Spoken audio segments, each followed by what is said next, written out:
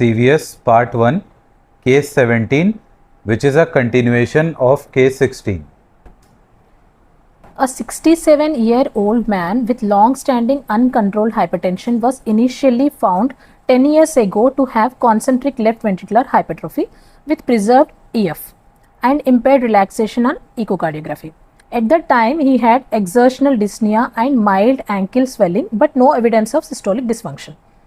He was treated with blood pressure control and intermittent diuretics for congestion, but he stopped all the medication and follow-ups. He now returns with worsening dyspnea, orthopnea, S3 gallop, elevated JVP, pulmonary congestion.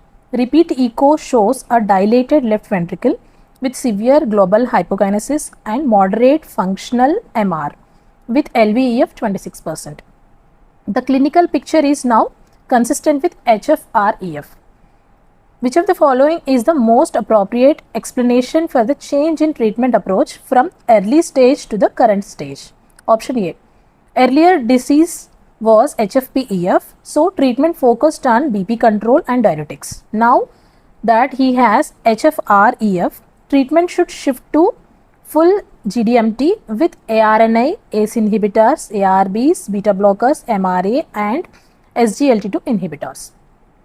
Option B. Treatment should remain unchanged because HFpEF and HFrEF are managed identically. Option C. Only diuretics are needed in both stages because symptoms not remodeling drive therapy. Option D. Beta blocker monotherapy is sufficient in both stages because hypertension is the primary cause. Option A. Pulmonary vasodilators should be started because patient now has left-sided congestion and reduced EF. Here we discuss the management strategy as the case progresses from HFpEF to HFrEF. So the management strategy is based on the physiology of the disease.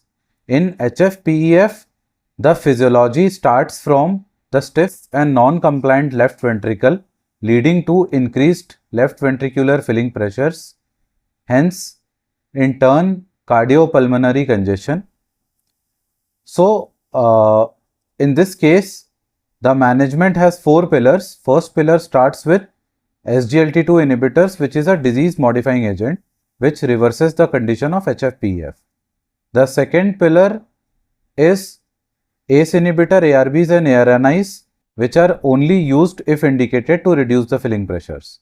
The third pillar is the diuretics, which are used to decongest the heart and reduce the filling pressures. The loop diuretics are preferred.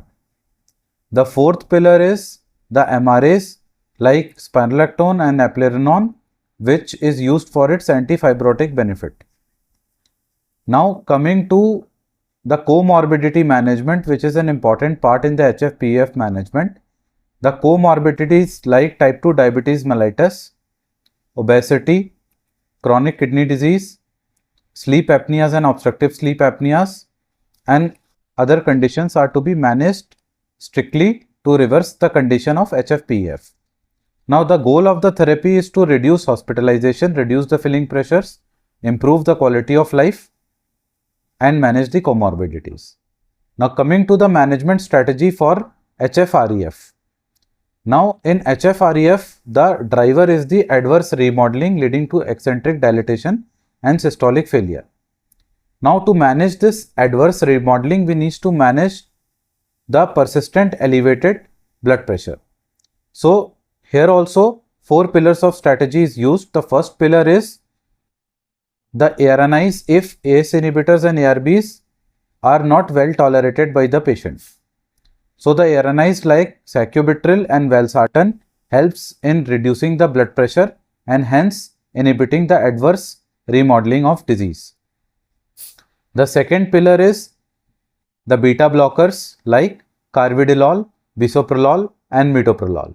The third pillar are MRAs again like spironolactone and eplerenone, which are used here for a strict BP control. The fourth pillar are the SGLT2 inhibitors, which are used sparingly if indicated. Now coming to the other drugs which we can use in this case are isosorbide dinitrate and hydralazine to control the BP. Now further discussing the device and adjunct treatment which comes with the usage of implantable cardioverter defibrillator, which is used to prevent the sudden cardiac death, and cardiac rehabilitation therapy also when the EF falls below or equal to 35%. Now all these strategies, the drugs and the device adjunct therapy, the CRT, sodium restriction, fluid management, are used to overall manage the HFrEF. So we have understood one thing very clearly, that control of BP and usage of diuretics are the mainstay of treatment for HFpEF, and when it is progressing to HFrEF, then the mainstay of treatment is shifted to optimization of guideline directed medical therapy, optimization of GDMT. Now coming to the goal of therapy for HFrEF, the main goal of therapy is to reduce mortality and improve the quality of life. The other goals of therapy are reduce hospitalization at the same time. Now coming to the option exclusion. Option A.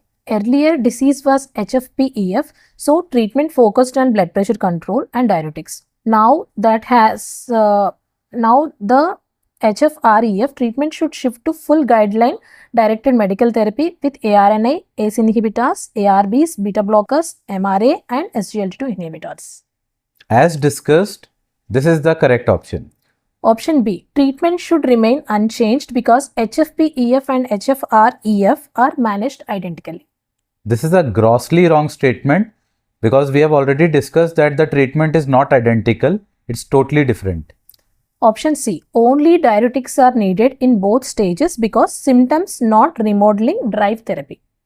Diuretics are the mainstay of treatment of HFpEF and not used mostly in HFrEF.